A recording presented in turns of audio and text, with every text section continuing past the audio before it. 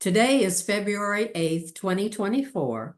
My name is Roxanne Evans, and I'm interviewing Dr. Jackie Kimbrough for the Contextualization and Commemoration Initiative. Thank you, Dr. Kimbrough, for agreeing to this interview. Thank you for inviting me. Certainly. This interview is being recorded, and the unedited copy will be housed in the UT archives. Please know that if there's anything you do not wish to discuss, I will certainly honor your wishes. If there are topics you wish to discuss and I've not asked you about, please feel free to bring them up. And last, if we need to take a break to get a drink of water or anything else, just let us know. Okay, great. Okay. Well, let's start at the beginning. Let's start at your childhood. Tell us where you grew up and what growing up was like. Well, my father was in the military, so I grew up in a number of places. Early years were spent in Germany, and then later we moved to California and then to Texas. And so in Texas, I grew up in a couple of small towns, Alto and Tyler. Life was really good. There were two Black colleges in Tyler, Texas College and Butler College. And they developed a very strong Black middle class in Tyler. And that Black middle class was very socially active. I mean, there were Deltas and AKAs and all kinds of people, church people. And there were always events that they put on for the kids. And when I was a kid, I didn't realize that was part of their intent. But they created a real social buffer between us, the kids who attended Emmett Scott High School and all the schools in Tyler, and the rest of what was going on in Tyler, Texas. My mother had about 10 siblings, and she lived and was from East Texas. She was college educated. Her parents were both college educated. I found information about my grandfather who attended Prairie View back in 1903. So the community that we lived in was extremely supportive, had very middle class and upwardly mobile values. And I think that shaped a lot of what happened to me subsequently in college and in graduate school. That's awesome. Now, talk about your schools. What were your schools like, your elementary schools and your secondary schools? Oh, they were pretty bad. They were certainly segregated and certainly not equal. I actually never had a textbook that was an adoption until I entered the University of Texas. And in Alto, where I started elementary school, the Black school was so small, and it was actually built by the Black people in that community. That school had multiple grades in the same classroom because the school itself wasn't really big enough. And it actually had outdoor toilet facilities. But the teachers were very, very dedicated to the kids and the children's learning. And something that I see now that has been adopted all over California, which is, and probably many other places, which is free lunch in schools.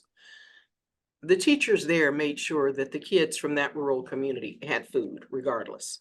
So if the teachers knew the kids was the main point, and they knew the kinds of families they came from, and they made sure that every child had what they needed, at least in terms of food, to succeed in school. And that has been my experience throughout school.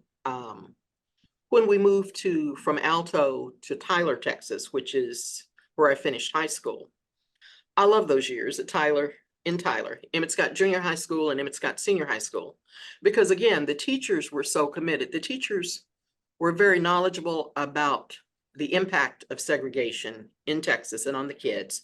So they went out of their way to make sure we had every opportunity that they could possibly think of providing. So we had all the, high Ys and drama clubs and science fairs and everything that any other school in Texas did. It was just segregated and probably not equal. But the teachers themselves were academically strong because people with their education had few career opportunities in Texas other than teaching. So we had really strong science teachers, chemistry teachers, physics teachers, all of that. And they were, I would say, more invested in us personally than many of the teachers that I see in California schools. And they were, I think, invested in us personally because we were an extension of themselves as they saw it. And we could hopefully go out into the world and kind of climb on whatever the successes they had created. They made sure, and my father didn't think they were that wonderful, but as I have looked at other districts and other people, they did a lot of work to make sure that we were academically prepared, and they gave us the best of what they could offer. Then in the early 60s, and this is a personal aside, as many of the segregation barriers were being dropped, and everybody was seeing every night on TV, freedom riders and schools being desegregated, etc. My father dropped a horrible bomb on me, and that was when he said to me that, well, if they desegregate this fall, you're going to have to go to John Tyler. And I was just devastated. John Tyler was the white school in Tyler. And I'm saying that because the Black school in Tyler was so encouraging of its students that I couldn't, it wasn't just that it was white, it was that I did not want to leave that wonderfully nurturing, academically good environment.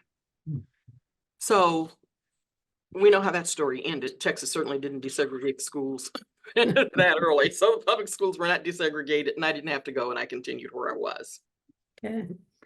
Well, growing up, tell me what you heard about UT before you came to school here. University of Texas really didn't have a good reputation.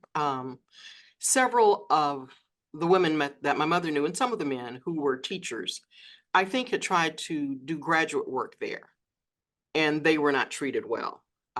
I guess they were accepted, but they certainly weren't treated well, didn't feel welcome. I had always heard that it was very racist when I got there, very much separate and certainly not equal, but it was very good academically. Okay, okay. Now, did you know about the Heman Sweat versus Painter case at UT before you came? And did your community in Tyler participate or support it in any way? I am not aware that they participated in it in any way, but I am aware of it. I mean, I heard of it. And that was part of what gave me a lot of fears and anxieties personally about going to the University of Texas. Mhm. I can understand that. Mhm. Were there other civil rights cases that you recall hearing about or following as you were growing up? Oh, absolutely. My father was certainly a news junkie, and he sat in front of the TV and let us know everything that was going on. But in particular, the things that were of particular concern to me as a child were the bombing of the young Black girls in Birmingham, in that Birmingham church, the Martin Luther King March on Washington, the Freedom Riders on the buses in the South, the deaths of Cheney and Schwerner, I think in Mississippi. All of that was really geared to my consciousness. But I have to tell you, the other issue that, again, my father made me aware of was when I think Russia invaded Hungary. And he insisted that I watch it on TV so that I could understand the brutality of the Europeans towards each other and what brutality the whites in Tyler may have towards Black people who were there. And it was interesting to me, even now, as Russia invaded Ukraine, that same brutality towards their own people is being shown, their own people being European people. So yes, our family was very much engaged in all of those issues, and wanted those issues to provide background and context for me as I was growing up. Wow, that's quite a lesson. Amazing. Now, tell me why you decided to apply to UT Austin. Oh, I did not decide. I did that. I didn't want to go to the University of Texas. I wanted to go to Howard. I wanted to go to Hampton. I wanted to go where my friends who were graduating with me were going. And once again, my father said, no, I pay taxes in the state of Texas, and you're going to go to the best school that's in Texas. So you're going to go. So that's how I ended up going. And I honestly don't remember even applying to UT. Honestly, I applied everywhere else, but not the university. But I think the morning that it was time to go, my daddy threw me in the car, and I could tell we were not headed towards the train station or to the airplanes. We were headed towards Austin. Oh, And I was my. not a happy camper, but I had this hope. I continued to have this hope in my heart that maybe I'd be able to go to one of those schools. But my father was really serious, and so he took me to the University of Texas. Okay. He and my mother. Mhm. Okay. Now, you said you don't remember applying. Did you take an entrance exam to get into UT? Not that I recall, no. Okay. Okay. Okay. Okay. And so I know how your dad felt about you coming to UT. What about your mother and the rest of your family and your I think I don't know that they had any anxiety about it, but I think they had a point to prove. And the point was that I was my father's first point was, I can go anywhere in Texas that I'm paying my taxes to in terms of education for my child. And University of Texas was what he had his heart set on. But I think they also wanted to show people that I was just as smart as anybody else was, and that a Black person from a segregated school could succeed in their environment. And they felt like that was a lesson that our whole community needed to see. So that was really how they felt about it, that I should be there and that I would do well. Okay. What were your first impressions of campus when you and your dad arrived? Oh, I was just thrilled, but I was mainly thrilled not to be in Tyler because Tyler at that point had about 60,000 people in it. And I'd come from Alto that had 1,000 people in it. So I was just in a big city when I got to Austin. I mean, just driving through Austin was wonderful. So I was excited to be there, and I was enthusiastic. I was just real positive. Yeah, there was nothing negative about going to this segregated school to me. I was just the next chapter in my life. Okay. Now, what were your expectations of how things would be on campus once you were here? And did your actual experiences differ from what your expectations were? You know, I was 17, so I just turned 17. So I didn't have a lot of expectations, but I had been in summer institutes at Prairie View and at Texas College, so I kind of had an idea of what a college looked like and how a college functioned. And it pretty much met my expectations. There was nothing that was unusual to me, including the fact that the dormitory I went to was Almetris. I think there's a new Almetris now, but it was Almetris, and next door was Whitus, and both of those were the segregated dorms for Black girls. So my actual experience was more positive than I would have expected, because when we walked through that front door, I just recall this recently, a bunch of the girls in the dorm and Miss Marsh had come downstairs, and they all just greeted me very, very warmly, and they embraced me. And they saw the little lavalier on my mother's neck showing she was a Delta, so all the Deltas just grabbed me and brought me in. But the whole group, everybody that was there, embraced me and just looked like they were happy to have me. And that made me feel really, really at home and not frightened. Because again, I was very young, so it might have been a little bit different. Okay. Now, in terms of the classes you took, what do you think your professors' expectations were of you? You know, I don't think they ever saw me one way or another. I mean, I didn't until I was about a junior. So in my first 2 years, the classes are pretty big, couple of hundred kids. I had no real interaction with any of the professors, and I didn't have the sense that they expected me as a Black person to be unprepared or overprepared or anything else. I, yeah, I just had no perception of that they noticed me at all. Hmm. By the time I got to be in my third and fourth year, it was a little bit different, because a lot of people had been weeded out because they had not, successfully done their work, and classes were smaller. So the expectation from those folks was that I was going to do well and needed to do well, and they were encouraging and supporting by my third year. But the first and second year, I don't recall. Okay. Now tell me a little bit more about your living situation in the dorm, your first couple of years. Oh my goodness. Well, I don't even remember how long I was at Alameda, certainly the first year and possibly the second year. But part of what we did on campus, I got involved with some of the socially and politically active groups. So we always picketed Kinsolving, and our picket sign said, "The president's daughter lives in segregated housing," and it was our intent to bring down segregated housing. And in fact, we picketed the dormitories, we picketed the football games, we picketed all kinds of things. So in that first year, it was great because I was in Almetris going out and picketing and fighting the system. And in the second year, I think I moved into Blanton. And that was a little bit more awkward. I didn't feel real accepted by the white girls who were there. But ultimately, I think I moved into consolving in my third year, and that went quite well. I didn't feel uncomfortable in that situation. And by my fourth year, I was off campus and I was living in College House because I had formed some relationships with professors in various departments who, at that point, would write recommendations for students to move into that more independent living, the more independent housing kind of situation.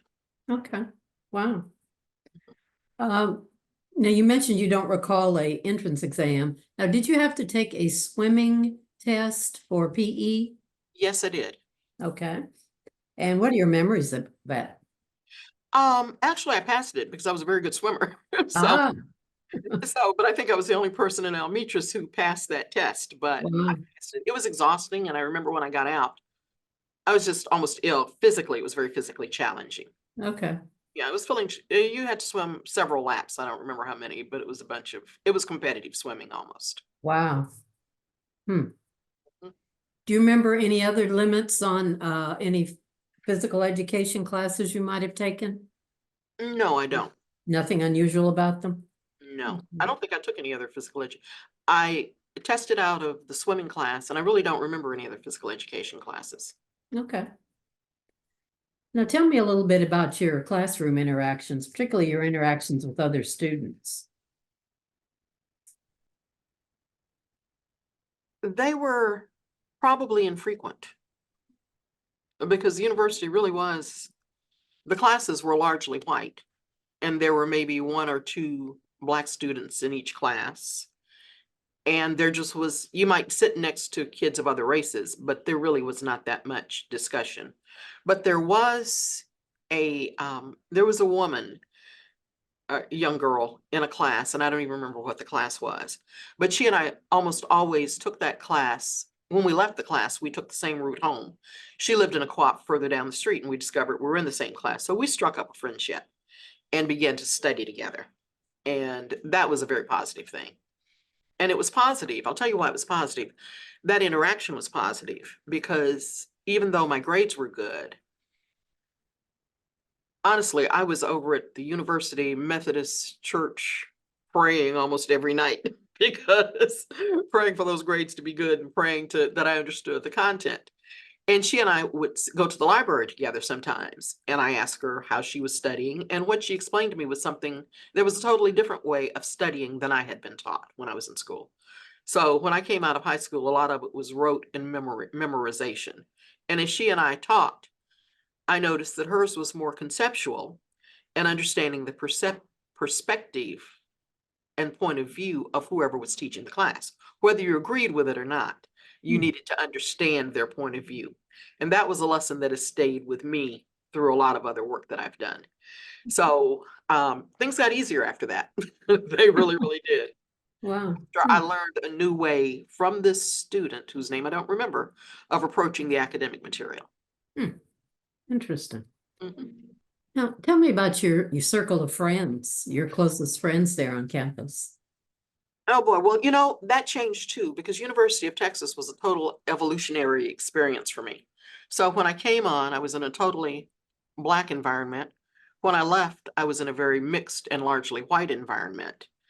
But while I was the first 2 years, I had wonderful support from the Deltas. The Alphas were on campus, the Kappas were on campus. These are all Black sororities and fraternities. And because of segregation, they recreated what we have always done everywhere, which is our own social system and fun. So there was always stuff to do. So Liz Gardner, Alvin Easter, Carolyn Jones, Betty Poindexter, Grace Cleaver, all of those were people that I was very, very close to in the first few years. And as I say, at some point there was a transition, and I just started doing other kinds of things that were perhaps a little bit more politically and socially activist. Grace Cleaver, whom I just mentioned, was in my class. I don't think and she was actually my roommate when we were at Consolving, now that I think about it. Hmm. So Grace Cleaver was my roommate, and she was also head of a group called NAP, which was the Negro Alliance for Progress. Oh, wow.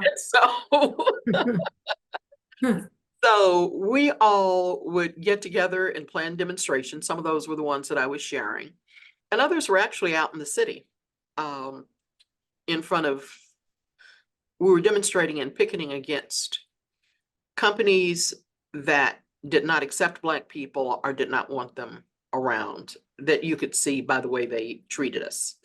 So Grace was a very dear friend, and she was a leader in that group. Hmm. So for the 4 years I was there, it went from an all Black group to a very mixed group. Certainly not an all white group, but to a very mixed group of people who shared my political and social beliefs. Hmm. So, Okay. Now, tell me a little bit about what you did for entertainment. oh goodness. Well, like I said, between the alphas and the deltas and the AKs and the kappas and everybody else, all the Black folks who wanted to hang out had plenty of time and space and places to hang out. And so there was always some sort of chapter or campus activity that was going on for Black kids.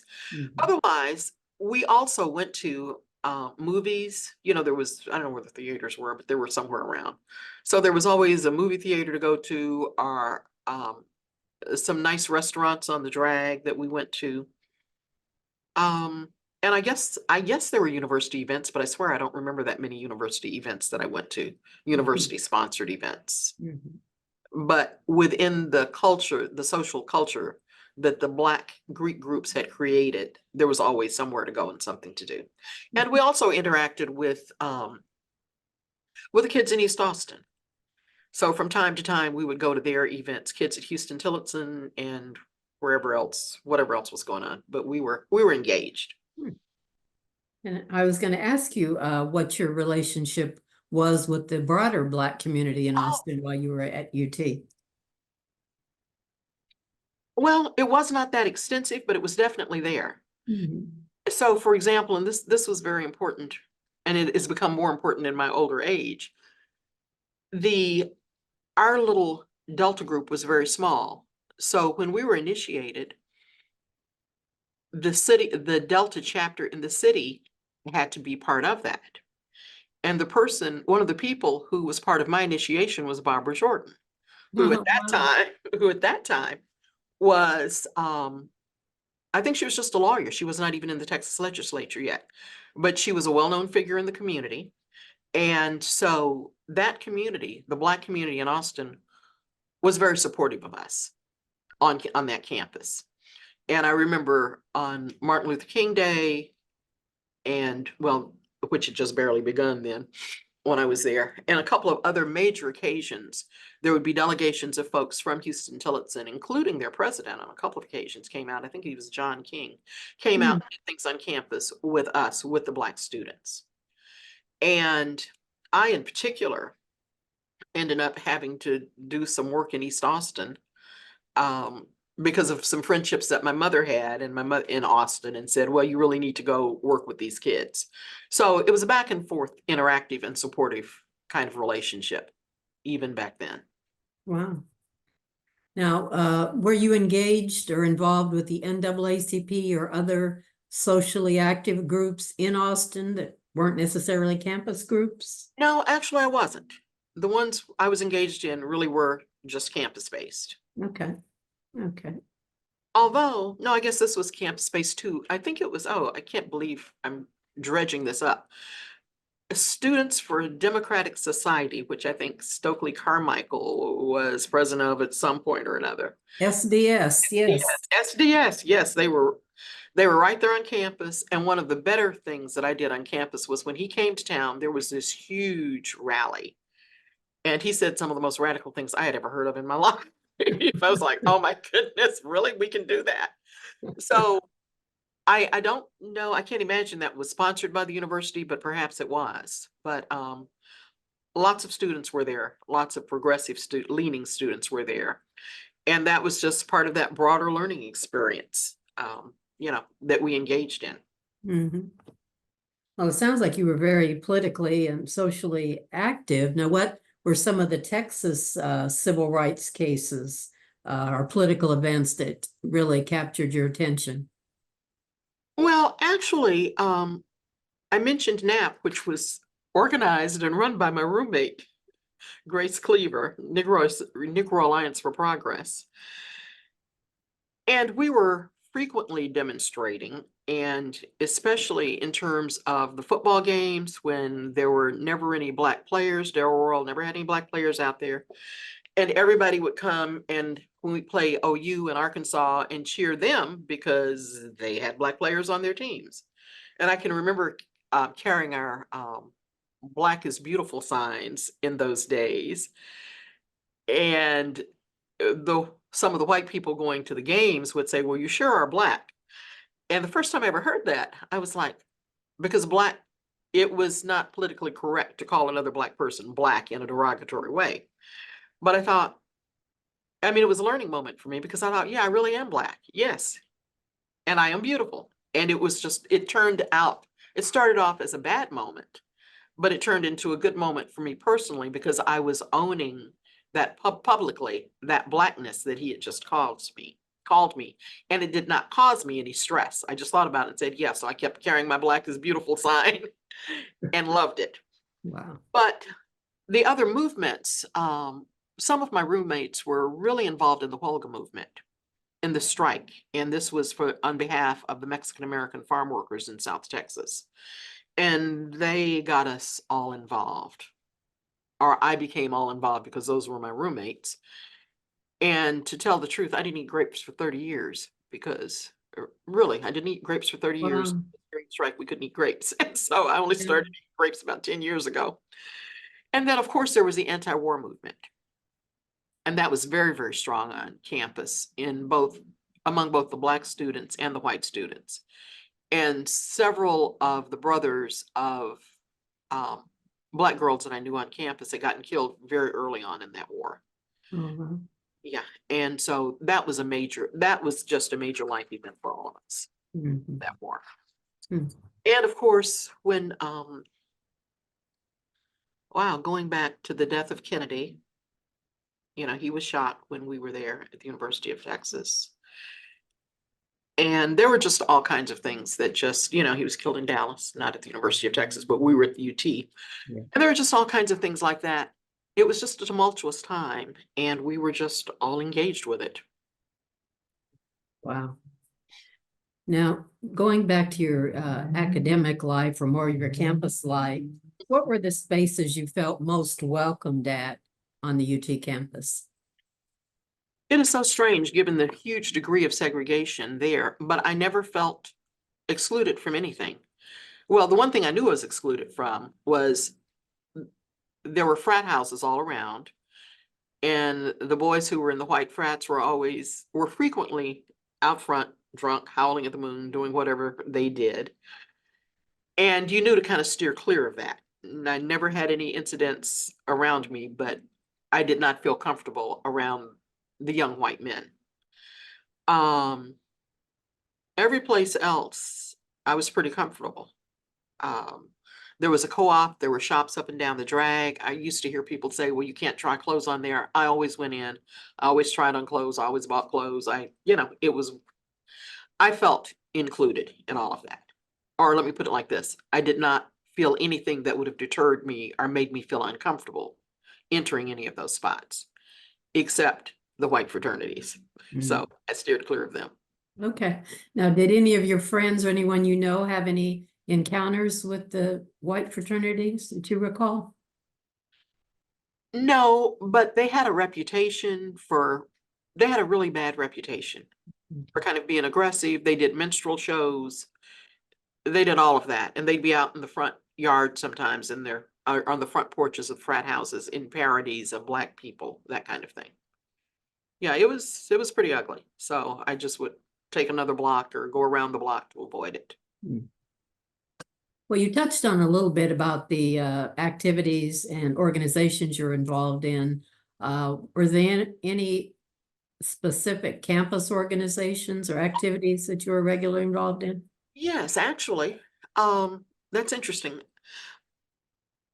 In those days, and I guess this was a new set of doors opening for African Americans. There were scholastic societies that were mainly open to white people.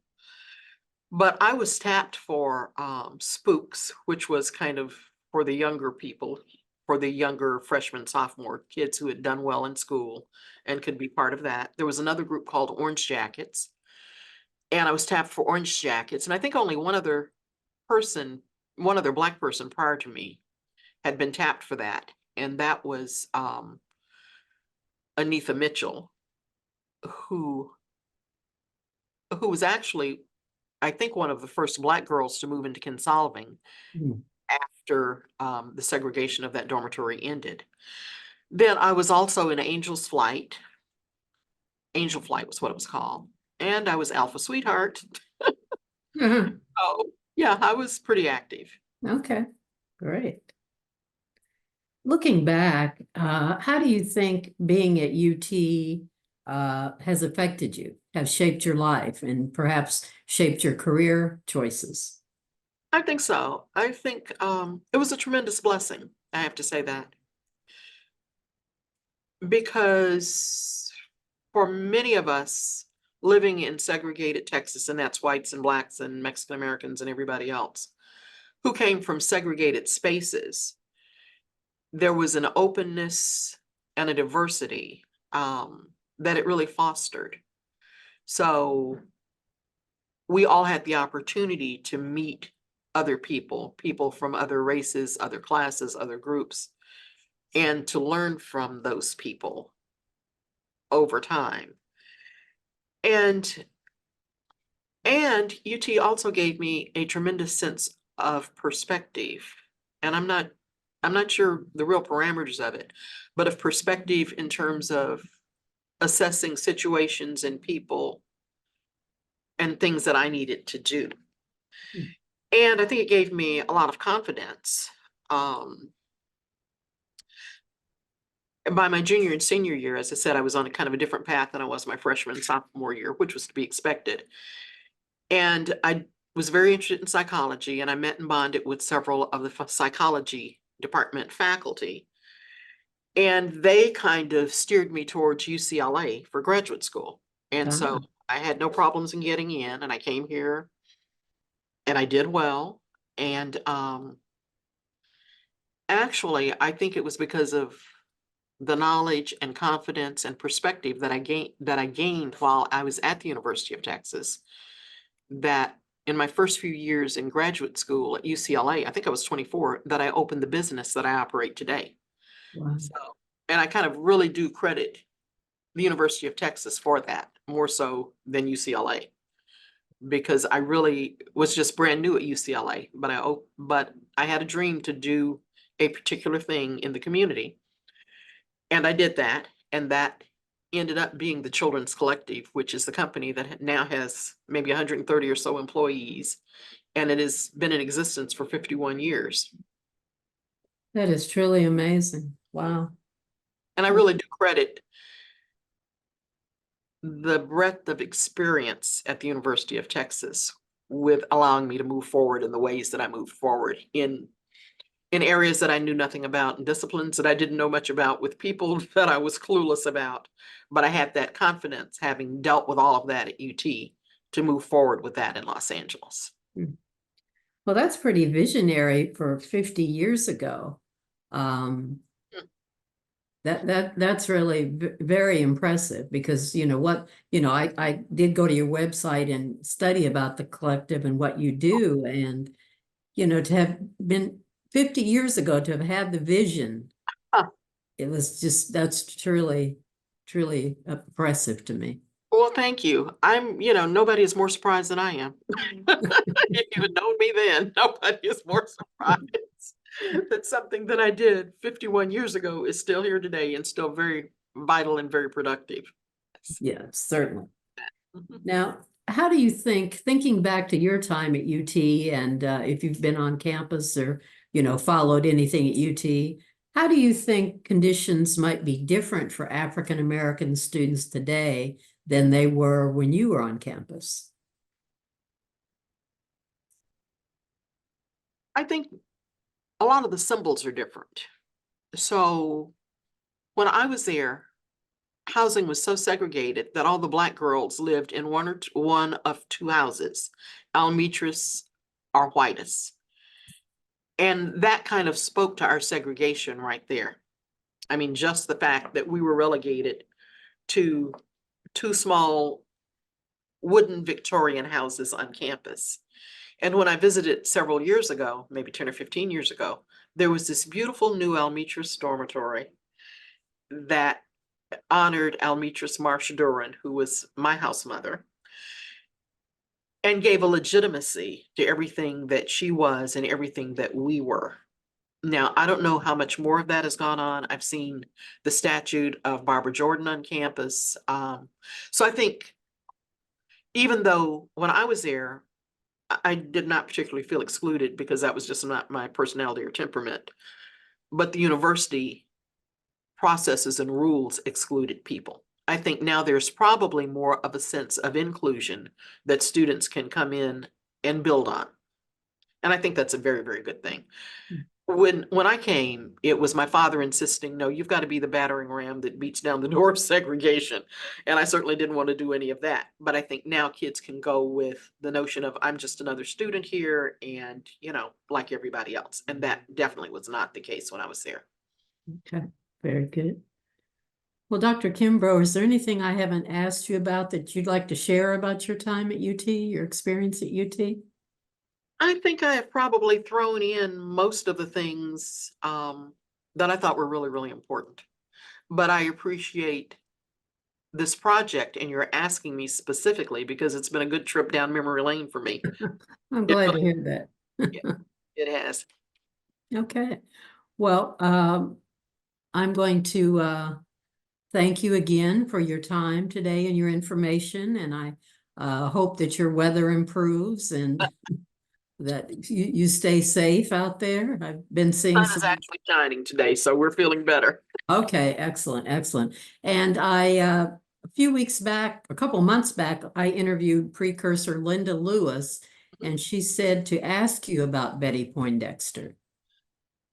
I think Betty Poindexter is not, I think she is not with us anymore. I think she died a while back. Oh, okay. But she was, Betty was a very close friend of mine. We were roommates at one point. And she was an architecture student who was just very, very committed to architecture, but who had lots of problems in a profession that was predominantly male and white, not just white, but also male. But she did well. Betty did well. And wow, I have I good will, memory of her. I Well, will check that on. she was a few years, Betty was maybe a year or two older than me when we lived in Almetris. And so she was kind of a big sister mentor.